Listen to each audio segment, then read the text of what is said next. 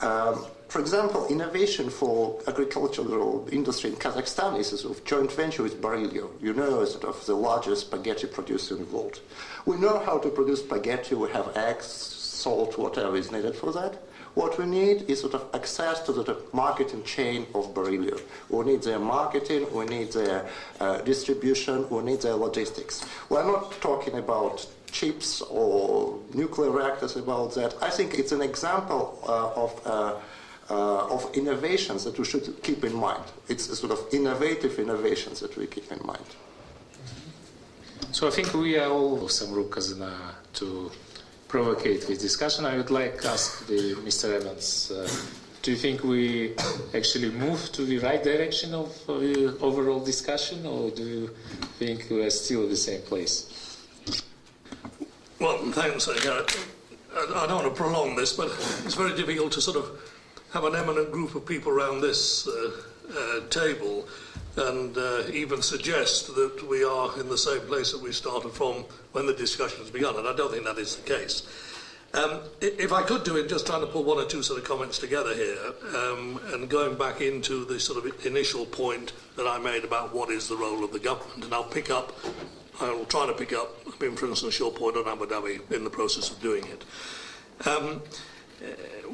I think the key role of government, I mean, if you were to use a single word for it, is the government really is the enabler at the top of the tree that you have to have. I mean, it has to provide the leadership, and the leadership has got to be able to articulate a number of sort of goals which we can describe as strategy or objectives or whatever. And I think here in Kazakhstan, and I sort of maybe a bit schizophrenic about it because I've got sort of 1 foot very much here in Kazakhstan and see an awful lot of it from the inside, whilst at the same time, I mean, bringing quite a lot in still from the outside, which sometimes makes it difficult to draw comparisons.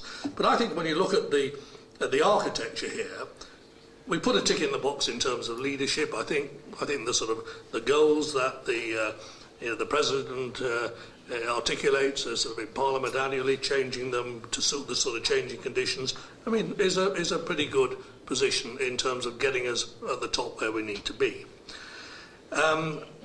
Maybe sort of an 8 out of 10 or something like that. I mean, when you come down to the plan that then has to be put in place by the government itself in order to deliver those aims and objectives, I think, pretty good job there, and certainly a sort of a tick in that box. Where I think, and this comes back to a point that was made earlier on, where I think the problem sits is then in the implementation. And I think here there's a big sort of problem that in part comes out of the culture of the country, and I sort of describe it locally when I'm talking to our own sort of people. I mean, of us sort of being, prisoners of the past. We're sort of prisoners of the Soviet system, but the degree to which we're sort of imprisoned depends upon which particular piece of the population you take. The younger people are virtually not imprisoned by it at all. I mean, you look at the young kids coming back of Balashak who've been out of the country. I mean, they've adopted a whole set of different values. I mean, in places they've been to, and they bring those back into Kazakhstan, and therefore they certainly are not in that sort of culture sort of problem area. Where it really hits you on government, and to some extent, I mean, this is an interesting sort of dichotomy, because it's very easy in this country to get to the senior-most people. I mean, it's not difficult for people coming in, visiting the country, to meet with sort of the senior ministers of the government, even the Prime Minister of the government, I mean, and to have good and very effective discussions. When you then drop down, maybe not just one layer, but a couple of layers into government, you actually hit what I describe as a sort of permafrost, which is where the real problem actually sort of lies.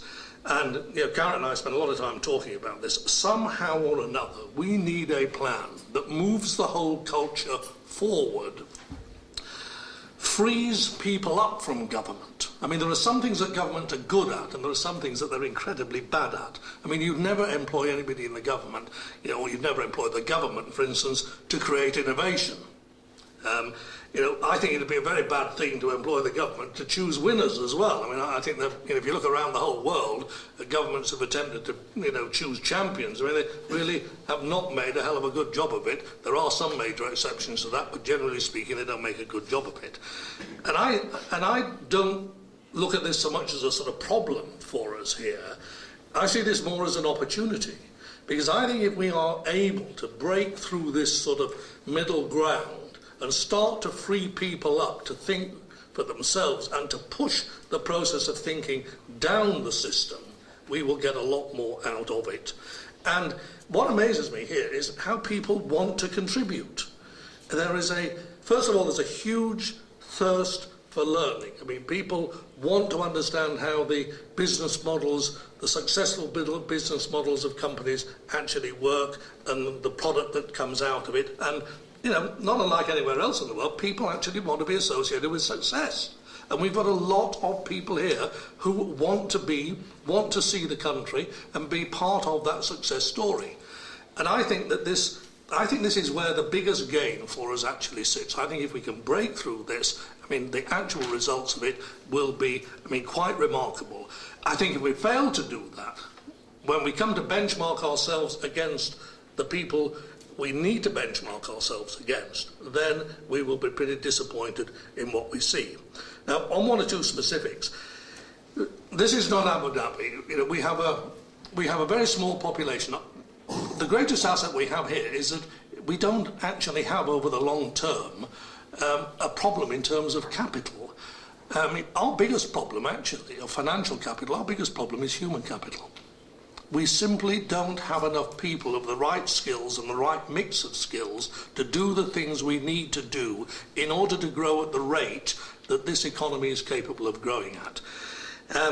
We don't need to invent industries to bring into the country here. We have huge industries here in the extractive industries that in themselves generate big requirements for employment and for jobs, and largely engineering jobs. So they're pretty high value added jobs, which is the part of the food chain that we need to be in.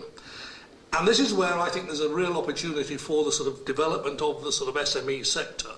And out of the SME sector, these are the companies, the smaller companies, who are much nimbler of foot and who generate innovation and can move much faster than the bigger companies can ever move, who really can drive economic growth. And that's an area where we need to pay a lot of attention to it. There's been quite a lot of talk about infrastructure. I think infrastructure, the opportunities for us over the medium to long term on infrastructure here are absolutely remarkable. I like to think of infrastructure as being big capital investments, and what you're actually doing is buying a 30 to 40 year annuity.